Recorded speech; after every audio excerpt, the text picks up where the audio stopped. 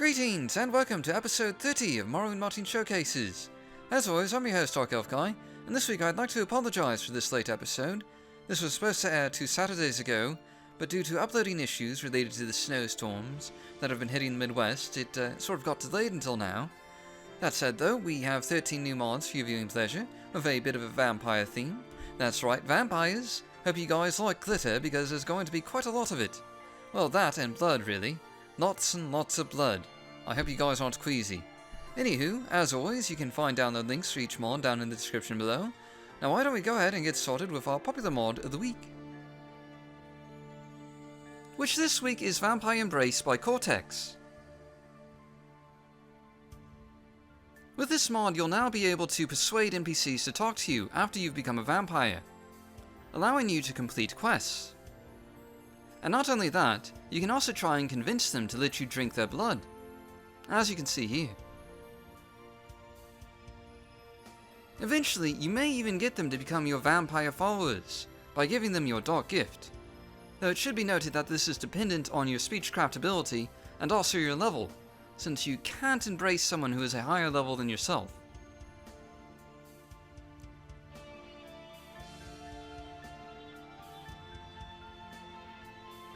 Once you do embrace them, they'll be dead for 3 days before they'll become vampires for themselves.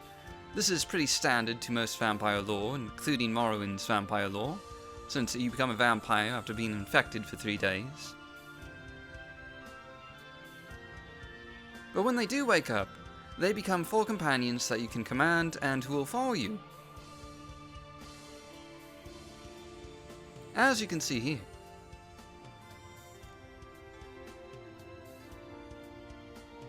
They also come with a number of standard companion features, including being able to ask them about their stats, such as their skills and attributes. And there's also a blood drinking topic, where you can even offer sacrificial victims for them to drink dry. And if you have a particular add-on mod, I think it's scripted spells, you can also ask them about transformations, and they can transform into bats or wolves.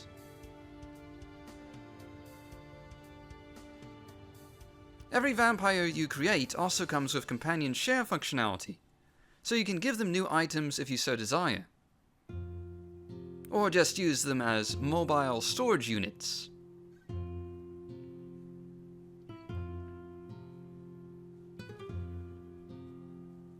There's also a number of new command spells included in this mod, allowing you to quickly give orders to large groups of vampires, such as the Kill Everyone command. That's a fun one to use in a crowded place.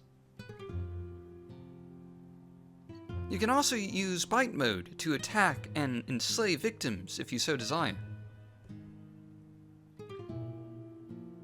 An enslaved victim submits to your will and will do anything you ask, as you can see from this wide variety of dialogue options here. They'll even kneel before you if you so desire. And of course, they have companion features, much like normal vampires.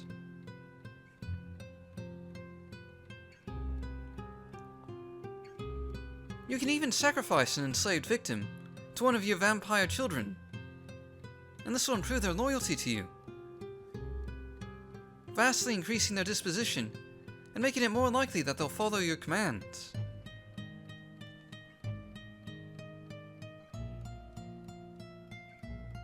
You can also bury your vampires to protect them from the sun during the daylight hours. As you can see here. Of course, you can come back later and dig them up, once night has safely fallen.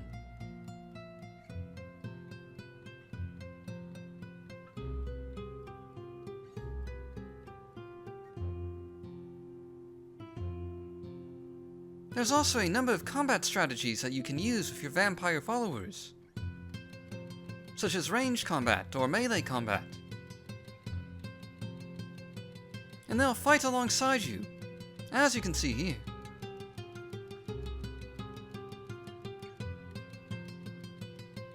And you may also notice a slight visual element to biting people.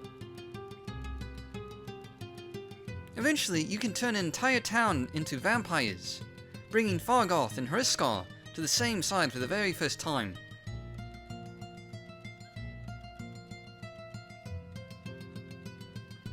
There really is no limit to how many NPCs you can give the gift of vampirism, and you can use them as a vampire army, creating vast battles in the night.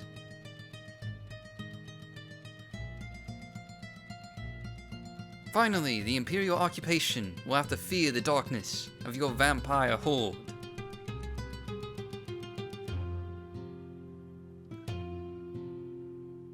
And of course, the results of these battles will be quite bloody indeed.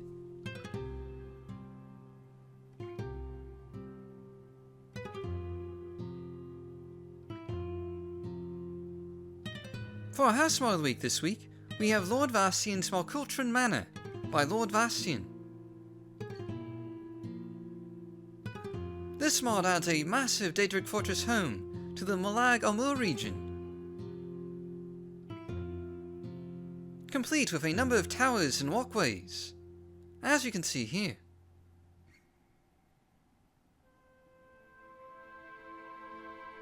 Included inside is a Daedric abode, with a lovely, in an evil sort of way, foyer, and including a small parlour. You'll notice that there are a fair few service NPCs, but they all lack clothing. This is an optional version of Malkultran's Manor, and there's another version with no NPCs if you so desire.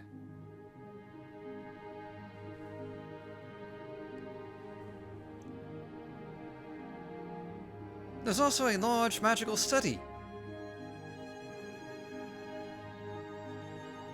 complete with a handful of service NPCs, once again lacking clothing.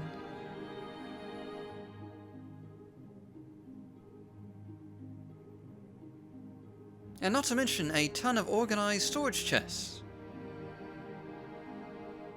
for all of your magical equipment. You also find a number of servants' quarters, and you'll notice that all of the furniture in this home is done in the Daedric texture style.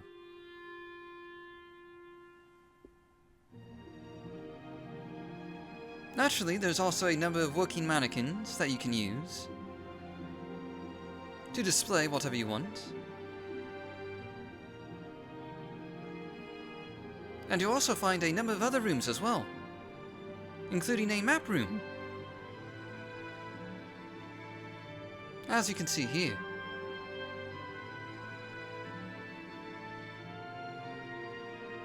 As well as plenty of storage with large chests. There's also a large library, including a number of books, and plenty of shelf space for additional volumes.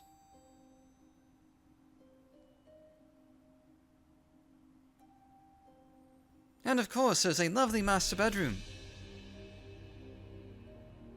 with plenty of Daedric furniture, as you can see here.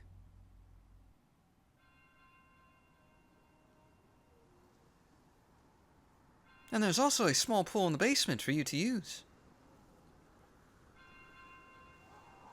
Naturally, you'll also find a banquet hall as well, done in the Daedric style. And a fairly large kitchen, complete with a roaring fire, and a sizable pantry that comes fully equipped with Daedric skin bags. How very lovely.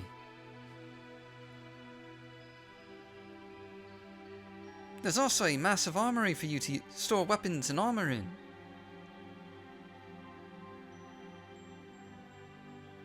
And you'll notice there's a lot of weapons already here. But these are actually containers that you can use to store your loot in an organized fashion.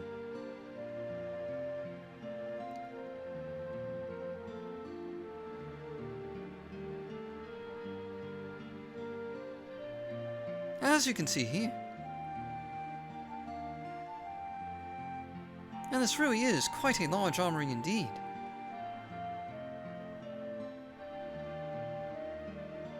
Also included in this mod is a hellish dimension of your mana, contained in its own nether world. including some truly interesting and fiery surroundings.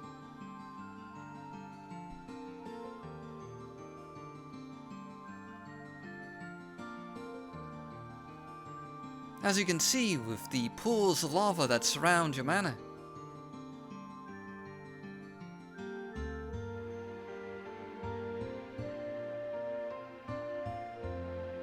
You also find demented versions of the 4 main cities in the game that act as teleport portals to the real versions of those cities, as you can see here.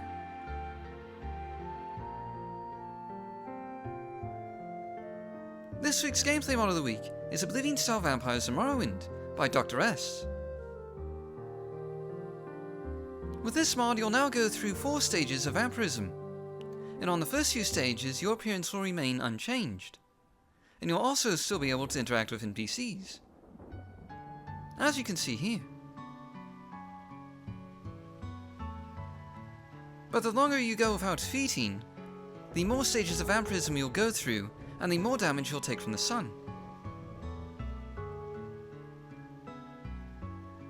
Finally, on the 4th stage of vampirism, your appearance will become that of a vampire, and NPCs will refuse to talk to you. Now, there are some benefits to the 4th stage of vampirism. It does make you more powerful, but you can also return to the 1st stage of vampirism at any time by simply feeding on NPCs with the vanilla feed spell, as you can see here. Now, if another NPC witnesses you feeding, they will report it as a crime, and this is very similar to the way that it's done in Oblivion. And once you return to the 1st stage of vampirism, your appearance will return to normal, as you can see here.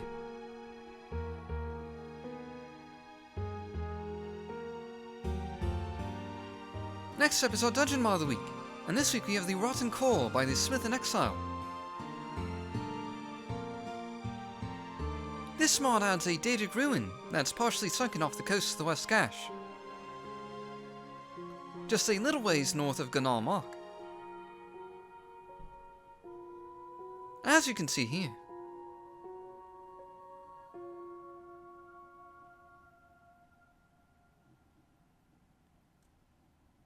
Inside is a fairly simple Daedric ruin that's home to a number of unfriendly vampires.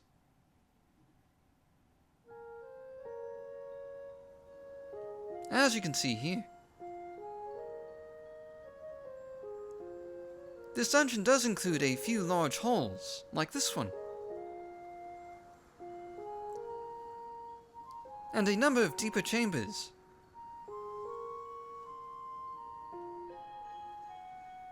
Where you'll find a set of living quarters, as well as a vampire boss, who will put up something of a fight. This is a challenge that is meant for higher level characters.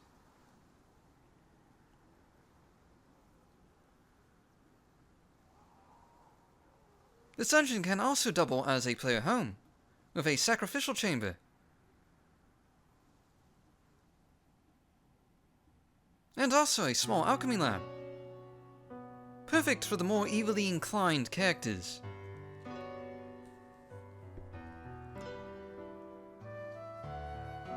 For our items mod of the week this week, we're looking at Carnithius Armentarium Complete by Carnithius.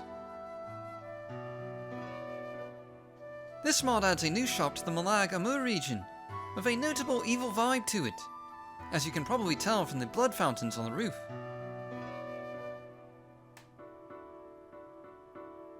Inside you'll find a large shop hosted by Carnithius, who has a number of new dialogue topics.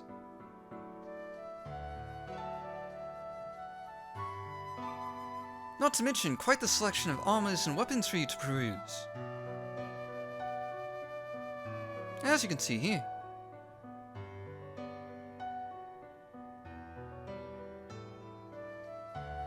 There's also a number of new rings and drinks that you can buy from the vendor upstairs.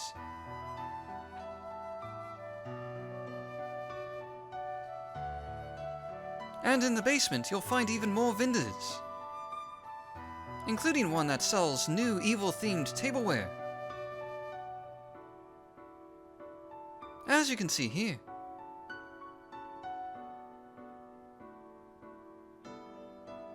And another one that sells alchemy supplies, though you may have to bribe them first.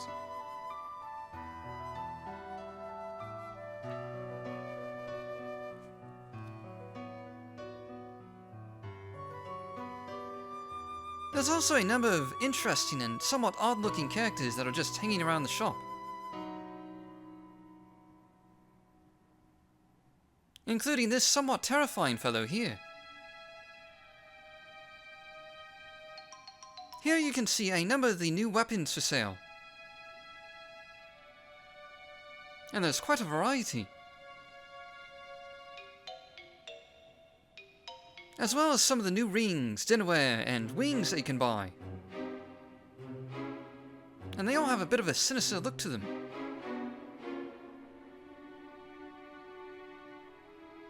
And here you can see just a small selection of the new armor pieces available. Some of them particularly terrifying looking.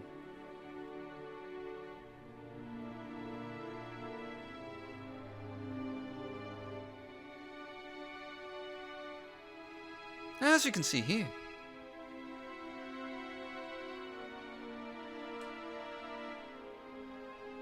This week's Quest Mod of the Week is The Underground by Coral.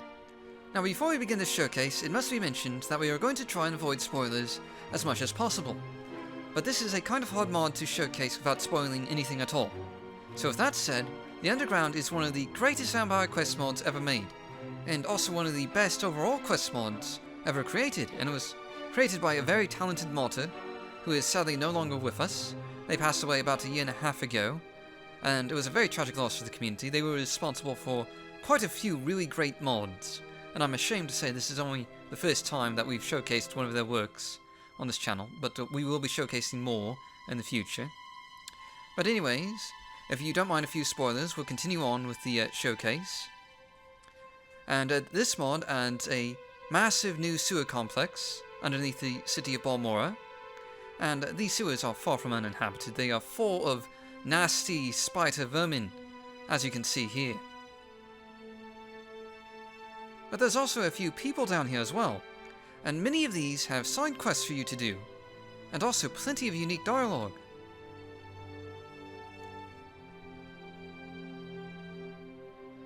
And lots of branching quest choices as well.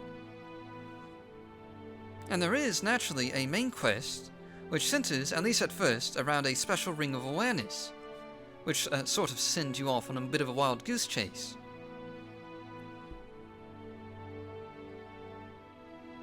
This will take you to a vampire of the opposite sex, and in my case a female, because I'm playing a male character, but there's also a male vampire, depending on your character's gender. And after you do some bribes, this vampire will send you on another quest. And after you do a few more favors for this vampire, they'll take you to the Underground, a local daemon bar, which is filled with some truly interesting and strange characters. And also where the dancing never stops.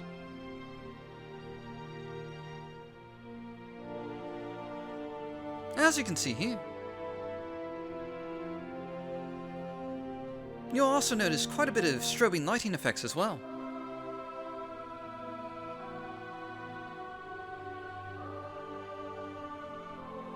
Here you'll also find a number of interesting dialogue topics, as well as some truly strange drinks that you can order, such as guar urine or goblin blood.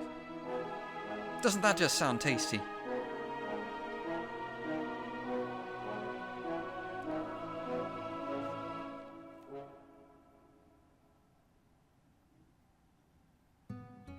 You can also hear about the latest rumors, much of which is focused around a vampire slayer that's hunting down vampires,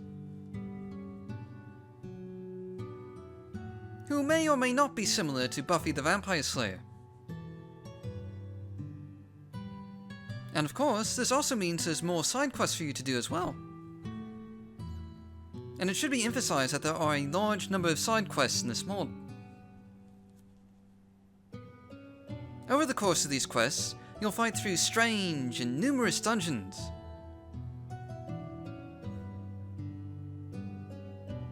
Including massive caverns filled with bugs and yet more spiders. This really is not a mod for people who don't like spiders. There's spiders everywhere, really. Not to mention a massive underground complex that spans much of Vardenfell, and is of course filled with yet more spiders because there's just so many spiders, really. And it should also be mentioned that you'll be facing a number of boss fights, like this one here.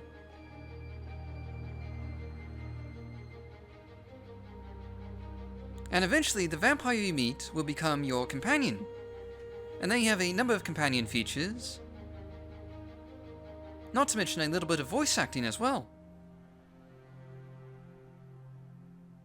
And they'll follow you around and fight alongside you in your quests.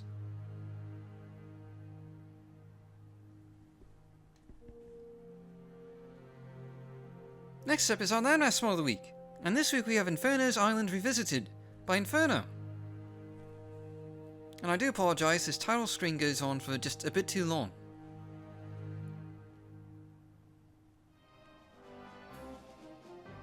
This mod starts out with you finding a body near Cedonine of one Sir Warwick, and you'll find that he's carrying a message that'll send you to Ebonheart.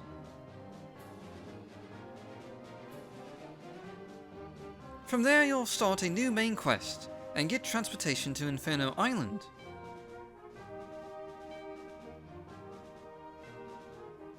A new landmass to the east of Morrowind that's draped in perpetual fog and is home to the Inferno Legion, which has a number of forts across the island.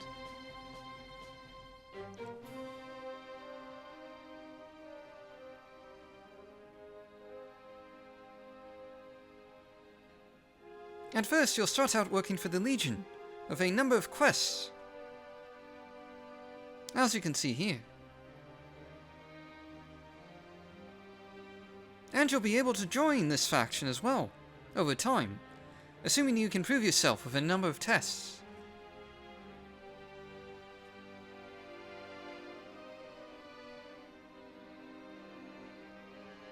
The island itself is a very harsh place indeed, with uneven terrain and numerous fortifications. Not to mention streams of lava that come down from the nearby volcanoes.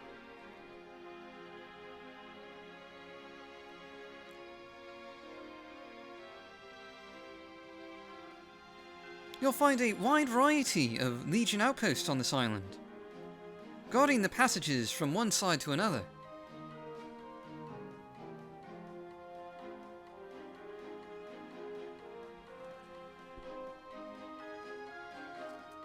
And you'll find the new city of Shadowstar here as well. As you can see here.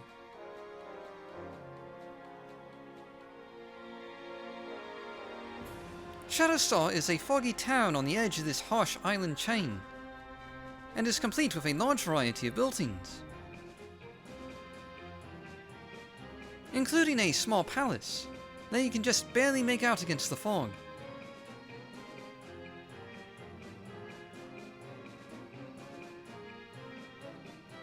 Along these city streets, you'll find a fairly large, if also forlorn, city, with a number of unique locales,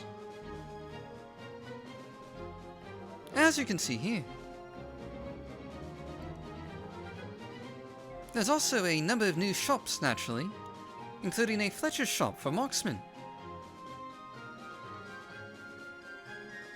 and an alchemy shop, where you can find a number of ingredients and potions for sale. Always handy for adventurers. As you explore this island, you'll come across hunted groves for the undead.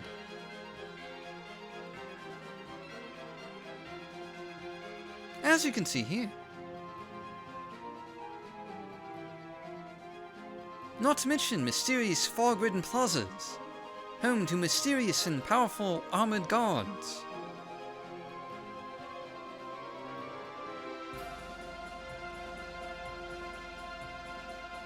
that don't take too kindly to intruders. And they will put up quite a fight, as you can see here.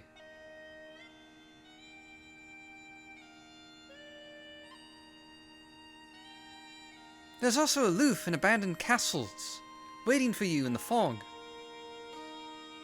Like this one here.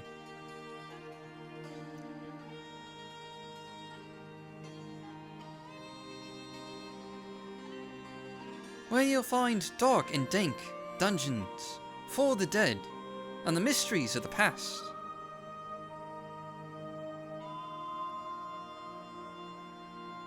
Not to mention lethal encounters around every corner.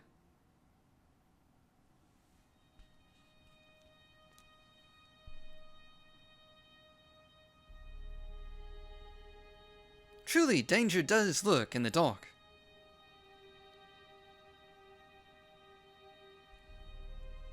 You can see Inferno Island on the map here, and it will conflict with Tamara you built. You can also see Talmasoka and Talmatagais just to the north.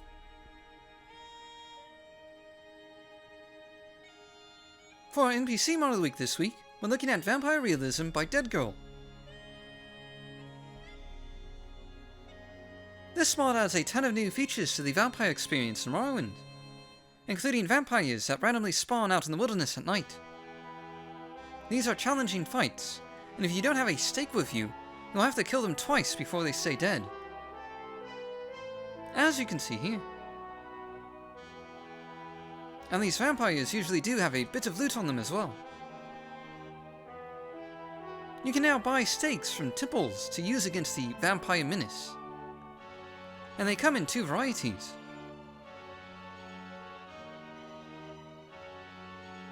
And there are a number of different types of vampires that you might find in the wilderness. And they're more easily dispatched if you use a stake.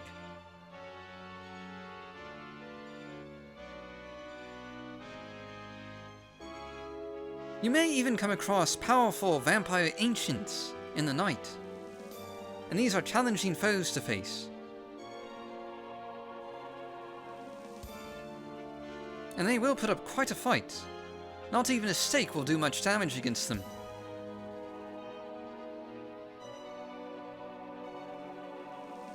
These vampire ancients also have a ton of new gear to loot, such as new armor and new weapons.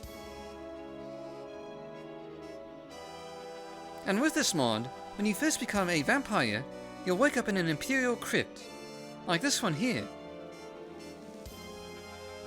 This is a more traditional vampire setting.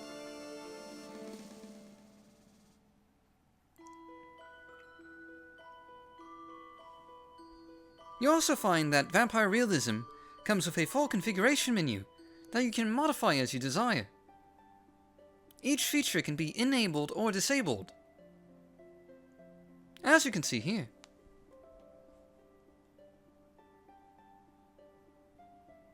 As a vampire, you'll need to feed on a regular basis, or you'll suffer from hunger and blood withdrawal.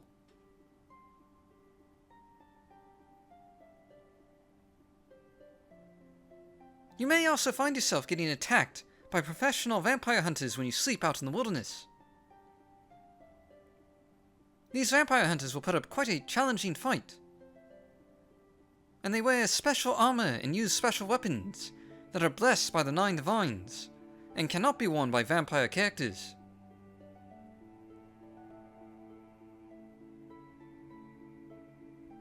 Also as a vampire, you'll take damage inside of temples over time,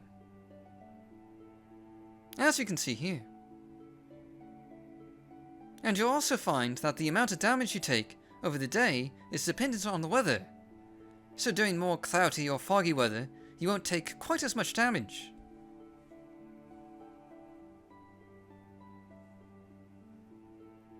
There's also new clan-specific vampires, like these Burn Stalkers.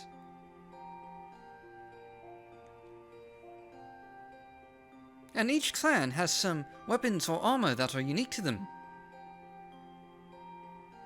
You can also buy blood vials from vampire headquarters, and these act as health potions that you can fill with your own blood. This week's new Meshes and Textures mod of the week is Blood and Gore by Thaleses. This mod changes the way blood works in Morrowind. Now when you attack someone, blood and gore will appear dependent on how much damage you're doing to them.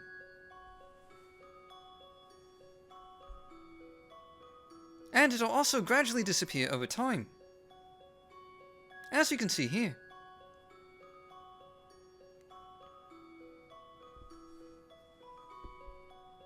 There's also 2 new spells included in this mod that can be used to change how much gore and blood appear. You can even select to have no blood appear at all if you so desire.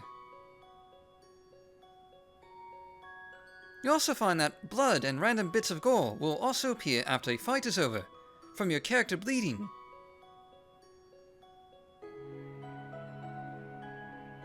And this mod also includes other effects, such as lightning that occurs due to spells. And for example, a fireball may set enemies on fire, and the fire will remain for some time after they're dead.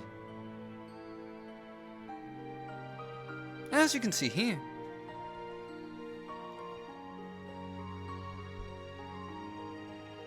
Blood and gore also appears when attacking creatures. Duma Centurions will also spill gears and bits of scrap metal on occasion when you kill them.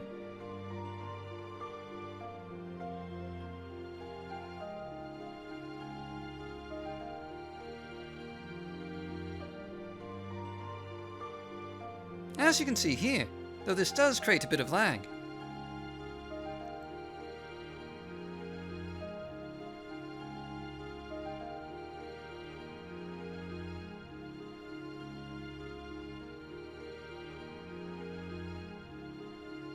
Skeletons will likewise drop bones and bone dust all over the place once you kill them.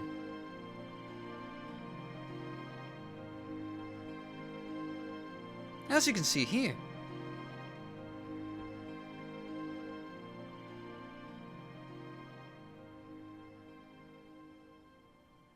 Next up is our Modder's Resource Mod of the week, and this week we have Blood Waterfalls by Hildramar, Mill, and Kisamura. Now this mod adds, well, you guessed it, it's Blood Waterfalls, and also Blood Mists, that you can use in your own mod, if you so desire. And they're perfect for a vampire lair, or possibly a nefarious dwelling of some sort, as you might imagine. For our underrated mod of the week this week, we have Acacia Mocha by BB Slayer. In this mod, you'll encounter a new companion NPC in Balmora's 8 Plates. She's a vampire companion, and you'll have to feed her your blood on a regular basis in order to keep her happy.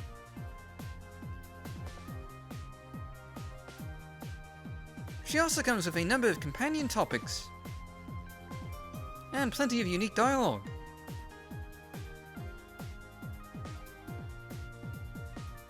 And you also find that giving her your blood will increase her disposition with you. Though be warned, she'll not stop asking you for more blood, she'll just keep sucking you dry if she can.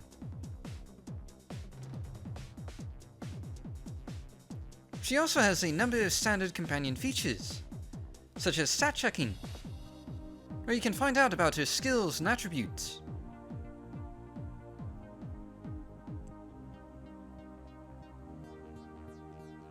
She can also follow you in the daylight, but water will damage her. She is a bit of an unusual vampire, so to speak. In combat situations, you can have her transform to become a more powerful combat opponent, as you can see here.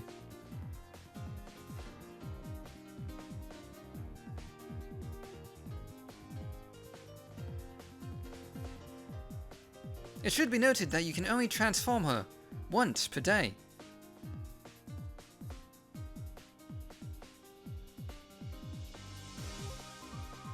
Now once the battle is over, you can transform her back to her normal self. She also comes equipped with a number of different combat strategies, so she can help out in a fight. as you can see here. And she also carries a trademark pink lantern as well. This week's Blast from the Past mod of the week is Galar Rithori, the rest of the story by Curmudgeon and Lost in Space. This is a mod that expands on the papers of Galar Rithori, found in the secret library of Vivek. Now you'll find an extended version of the papers with the complete story of Galar Rithori. The story of a man stricken with vampirism and the dark deals he made to try and get rid of it. And this will send you on a quest to Mournhold, delving through the former crypt of Galar Rithori, as you can see here.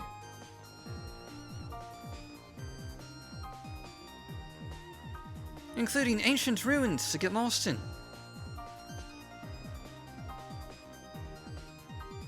such as these that you can see here, and numerous opponents to fight.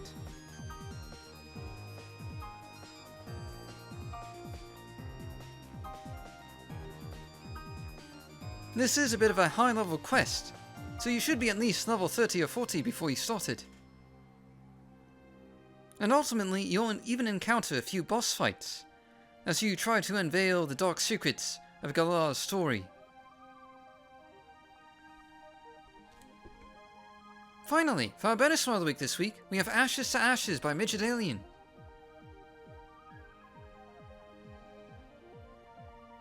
This mod makes it so that when vampires die, they burst into flames and leave a decayed skeleton behind, as you can see here. You can even find the stuff they were carrying on these skeletal remains. You do need to be careful though, as these flames have an area effect radius, and can burn you if you're too close.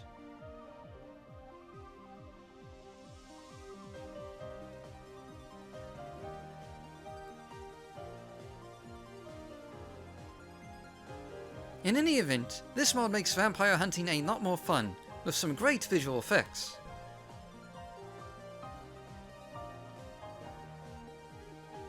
That's it for this week. Thanks for watching, and I hope you guys will forgive me for being so late with this episode. I really must apologise once again for that. And we're going to try and stay on schedule in future weeks. And as always, you can find the download links for each mod shown in the description below.